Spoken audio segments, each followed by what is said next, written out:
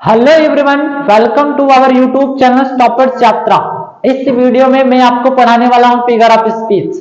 आखिर इसमें बहुत से बच्चे कंफ्यूज रहते हैं कि फिगर ऑफ स्पीच कितने टाइप्स के होते हैं और एक सेंटेंसेस रहता है उसमें बता नहीं पाते कि ये कौन से फिगर ऑफ स्पीच है। जैसा कि मैं आपको बताने वाला हूं इस वीडियो में आपकी एक एक करके कॉन्सेप्ट को क्लियर करेंगे।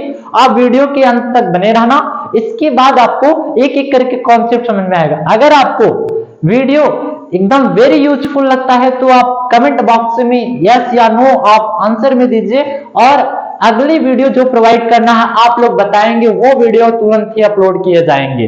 जैसा कि आप ध्यान दीजिए, फिगर ऑफ स्पीच इस टॉपिक में मैं आपको पढ़ाने वाला हूं। Figure of speech, figure of speech को हिंदी में बोला जाता है अलंकार। अब अलंकार को इस वीडियो में मैं आपको पढ़ाने वाला हूं। आखिर अलंकार कहते किसे हैं, ध्यान दिए रहना। किसी भी सेंटेंस को मॉडिफाई करने की, एक्सप्रेशन करने की भावना को ही हम क्या कहते हैं, फिगर ऑफ स्पीच कहते हैं। जैसा कि आप समझिएगा, जिस प्रकार से स्त्रियां आभूषण पहनती हैं और उनकी शोभा बढ़ी रहती है, इसी प्रकार से इस सेंटेंस में हम फिगर ऑफ स्पीच का यूज करते हैं। तो sentence it is like a very beautiful sentence, it is like a very useful sentence that expression of denoted the point of word in front of you, in front of me, that I can explain the figure of speech and types of speech। ध्यान दो भाई, सबसे पहले आप एक एक करके समझते हैं फिगर ऑफ स्पीच किसे कहते हैं। डिफिनेशन समझो, किसका डिफिनेशन है भाई, नेस्फील्ड राइटर का डिफिनेशन है। ध्यान दीजिए, a figure of speech is a deviation from the ordinary use of the word with a view to increasing their effect. मतलब जिस प्रकार से किसी भी सेंटेंस को इंक्रीजिंग एक अपर लेवल के, एक्सप्रेशन लेवल के बनाया जाएगा तो वहां पर फिगर ऑफ स्पीच का प्रयोग किया जाएगा। ध्यान दो, ये किसके हैं, कौन लिखा है, नेस्फील्ड। जबकि एक है भाई जेएस व्रेन है, ये भी आपके कुछ परिभाषाओं और डिफिनेशनों को लिखे हैं। आप समझिए फिगर ऑफ स्पीच कितने प्रकार के होते हैं, ये 7 प्रकार के होते हैं। There are 7 types of figure of speech. ध्यान दीजिए, फिगर ऑफ स्पीच कितने प्रकार के होते हैं, 7 प्रकार के। एक एक करके समझते चलिए। पहला आता है सिमिली, सिमिली को हिंदी में बोला जाता है उपमा अलंकार। दूसरा आता है मेटाफर, जिसे बोला जाता है रूपक। और पर्सोनिफिकेशन मानवीकरण, अपॉस्ट्रॉफी संबोधन, ऑक्सीमोरन विरोधाभास, हाइपरबोले अत्युक्ति अलंकार, ओनोमोटोपोइया ध्वनि सूचक। एक एक करके इस वीडियो में मैं आपको पढ़ाने वाला। सबसे पहले एक एक करके देखते हैं सिमिली को। आखिर सिमिली किसे कहते हैं। सिमिली में बहुत से स्टूडेंट कंफ्यूज रहते हैं, आपको टिप्स एंड ट्रिक भी बताएंगे। ध्यान दीजिए, simile, a simile is a comparison between two object or different kinds which have at least 1 point common. मतलब सिमिली हमेशा दो ऑब्जेक्ट में संबंध बताएगा या तुलना बताएगा तो वो क्या कहलाएगा, सिमिली कहलाएगा। जैसे आप समझिए, यहां पर एग्जांपल लिखा गया, life is like a dream, जीवन स्वप्न की तरह है। अब ध्यान दो, एक तो लाइफ को और एक ड्रीम को, दोनों के बीच में कंपैरिजन किया गया। अगर कंपैरिजन किया जाए तो ये क्या कहलाते हैं, ये आपके सिमिली कहलाते हैं। अच्छा, इसमें आप समझिए कि जैसे दूसरा है she is as fresh as dew. अब यहां पर भी कंपैरिजन, सी और ड्यू के बीच में कंपैरिजन किया जा रहा है तो ये आपके कौन से फिगर ऑफ स्पीच कहलाएंगे, सिमिली कहलाएंगे।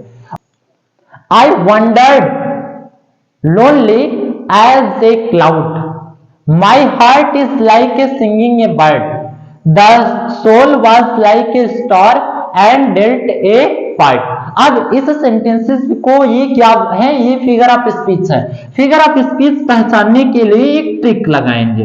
ट्रिक ध्यान दिए रहना, कोई भी फिगर ऑफ स्पीच इसमें से पहचानना, अगर सिमिली रहेगा तो तुरंत ही आप पहचानना। इसमें शब्द पाए जाते हैं लाइक के, एंड शब्द पाया जाता है, एज शब्द पाया जाता है और सो शब्द पाया जाता है। ये आप ध्यान दिए रहना, सिमिली पहचानने का यही तरीका है। एक लाइक एंड एज सो शब्द पाया जाएगा तो वो सिमिली कहलाएगा। आई होप सिमिली की कॉन्सेप्ट आपको समझ में आ गया होंगे। इसके बाद मैं आपको पढ़ाने वाला हूं फिगर ऑफ स्पीच, और फिगर ऑफ स्पीच को एक एक कॉन्सेप्ट वाइज कॉन्सेप्ट आपको बताते चलेंगे। पूरी फिगर ऑफ स्पीच ओनोमोटोपोइया तक एक एक करके टॉपिक टू टॉपिक इस वीडियो में कवर होगा। इसके बाद नेक्स्ट फिगर ऑफ स्पीच को देखने वाले हैं। नेक्स्ट फिगर ऑफ स्पीच है मेटाफर। आखिर मेटाफर किसे कहते हैं? मेटाफर और सिंप्लीफिकेशन में बच्चे क्या हो जाते हैं? कंफ्यूज हो जाते हैं। समझिए, इनमें दोनों में कंपैरिजन किया जाएगा। एक चीज समझिए, मेटाफर को समझिए। मेटाफर में लाइक, सो एंड एज शब्द नहीं पाया जाएगा। विदाउट ये शब्दों के अलावा कंपैरिजन किया जाएगा तो वो मेटाफर कहलाएंगे। एक चीज ध्यान दो, यहां पर है examples. In metaphor the thing comparison are treat as one and the same and the word of the comparison as like, so or not use. मतलब सेंटेंसेस में लाइक, सो, एज शब्द नहीं प्रयोग किए जाएंगे। अब समझिए, मेटाफर सबसे पहले दो वर्डों से मिलकर बना है। Metaphor came for the Greek word मेटाधन फिरो।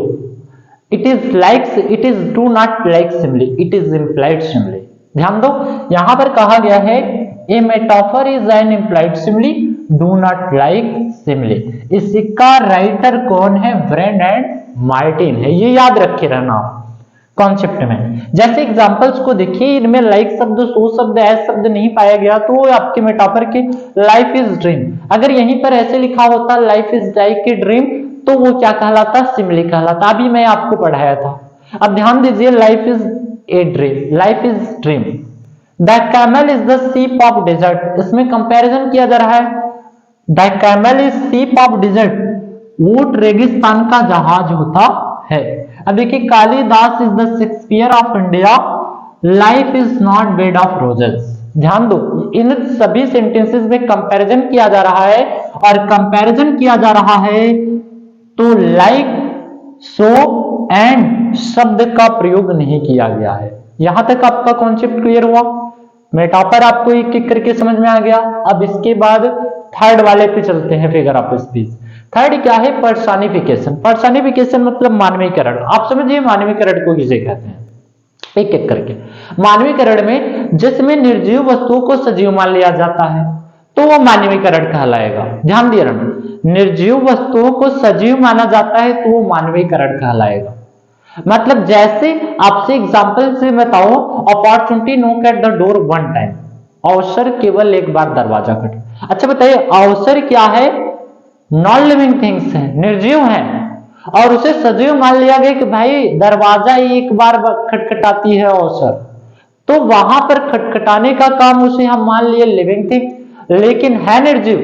तो ये क्या है? पर्सनिफिकेशन। समझो, in personification lifeless object and abstract ideas do of the person having life. इसमें ध्यान दिए रहना, हमेशा पर्सनिफिकेशन में आएगा एब्स्ट्रैक्ट नाउन। अब एब्स्ट्रैक्ट नाउन आएगा तो वो समझ जाना कि पर्सनिफिकेशन है या मानवीकरण है। ध्यान दीजिए, एग्जांपल्स को ध्यान देते हैं जो आपके एग्जाम की दृष्टि से आपके आ सकते हैं, पेपर में पूछ लिए जाएंगे। Opportunity knock at the door one time. अवसर केवल एक बार दरवाजा खटखटाती है। अब यहां पर अपॉर्चुनिटी क्या थी? ध्यान दिए रहना, ये अपॉर्चुनिटी क्या थी? एब्स्ट्रैक्ट नाउन थी। ये कौन सी नाउन है? एब्स्ट्रैक्ट नाउन है। अगर ये एब्स्ट्रैक्ट नाउन है और निर्जीव है, इसे मान लिया गया सजीव, तो ये क्या कहलाएगा? पर्सनिफिकेशन कहलाएगा। आई होप यहां तक आपको समझ में आ रहा है। फिर इसके बाद क्वेश्चन एग्जांपल सेकंड पे चलते हैं। Anxiety sitting on her face. उसके चेहरे पर गुस्से बैठे हुए हैं, एंजाइटी।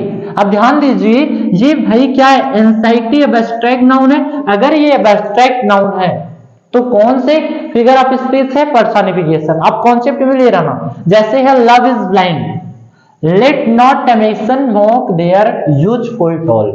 अब ध्यान दिए रहना, इन सभी सेंटेंसेस में, ये सभी सेंटेंसेस में पर्सनिफिकेशन है।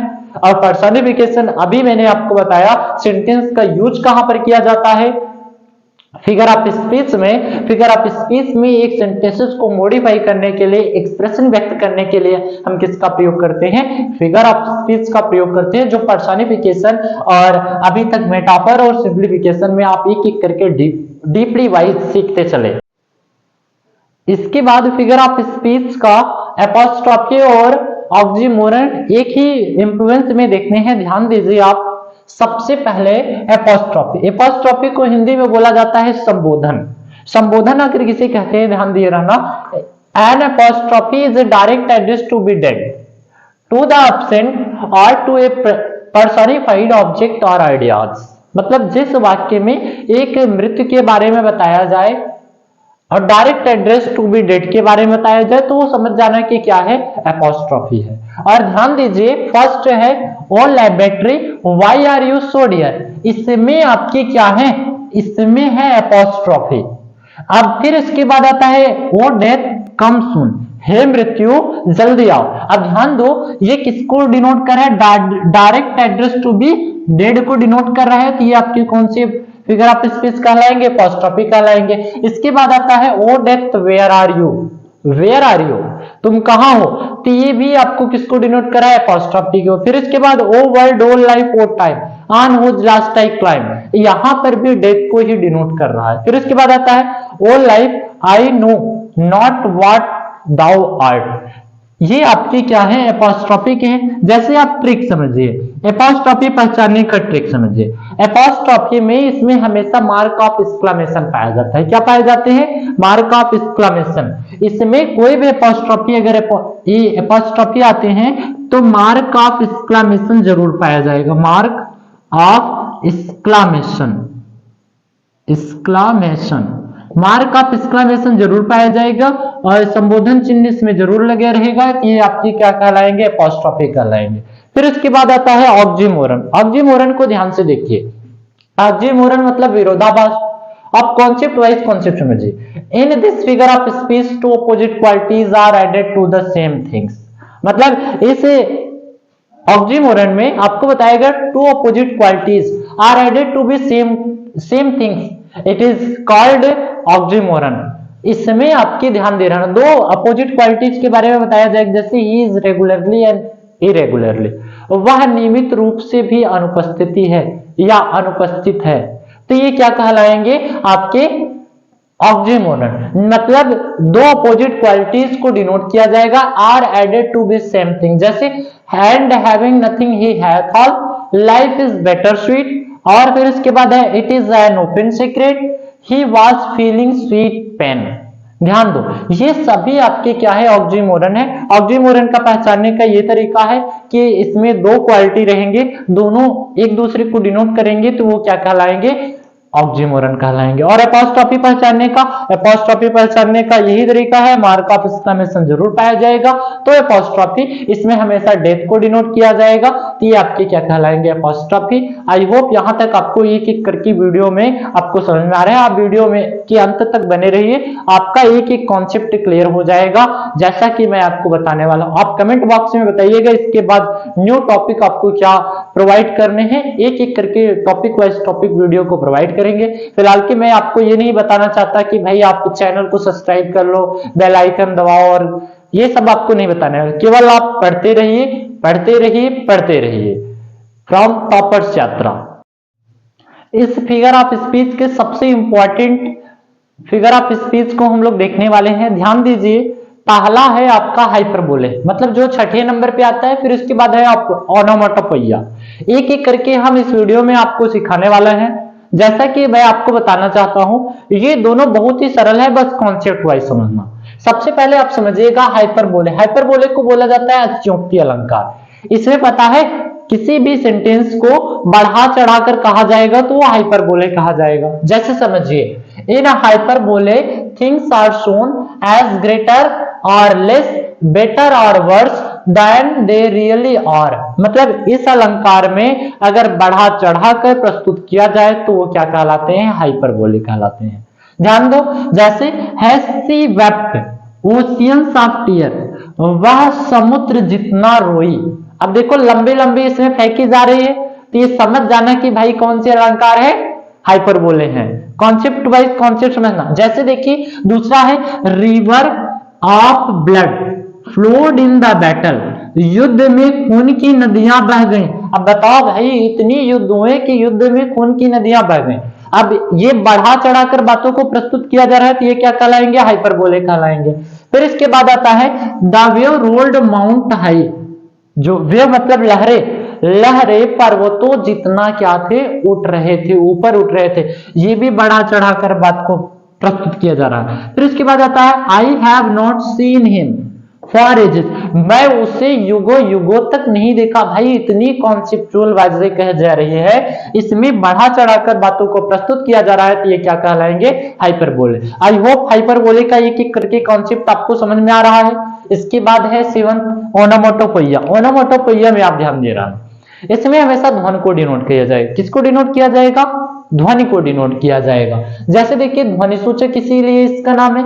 In this figure of speech the sound suggest and the sense or meaning. जिससे अलंकार में ध्वनि के बारे में संबोधित किया जाए वो आपके अलंकार क्या कहलाते हैं? ओनोमोटोपोइया के। फिर इसके बाद आता है, जैसे एग्जाम्पल देखिए आई बबल ऑन पबल, यहां पर पबल, बबल का पबल साउंड सजेस्ट किया गया तो ये क्या कहलाएंगे? ओनोमोटोपोइया। जैसे बीज हम क्या है? साउंड है, यहां पर साउंड को डिनोट किया गया तो ये क्या कहलाएंगे? ओनोमोटोपोइया। द कैट्स म्यू, बिल्ली म्याऊ म्याऊ करती है तो यहाँ पर म्यू क्या है? साउंड को डिनोट किया गया तो ये आपके क्या कहलाएंगे? ओनोमोटोपोइया।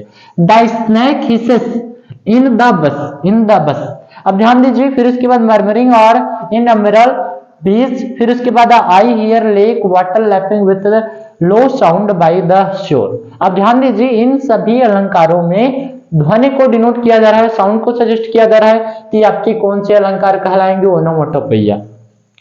ये आपकी रही क्लासेस। आई होप आपकी ये क्लासेस ये आपको एकदम डीपली में समझ में आ गया होगा। इसके बाद हम लोग मिलते हैं नेक्स्ट वीडियो में। तब तक आप कमेंट बॉक्स में लिखकर बताइए कि कौन सी वीडियो आपको चाहिए। जो आपको इंग्लिश के टॉपिक, मैथमेटिक्स के टॉपिक, सोशल स्टडी के टॉपिक, हिंदी के टॉपिक, कोई भी आपको टॉपिक चाहिए आप कमेंट बॉक्स में लिखकर बताइए, मैं उसको वीडियो बनाने के लिए तैयार हूं।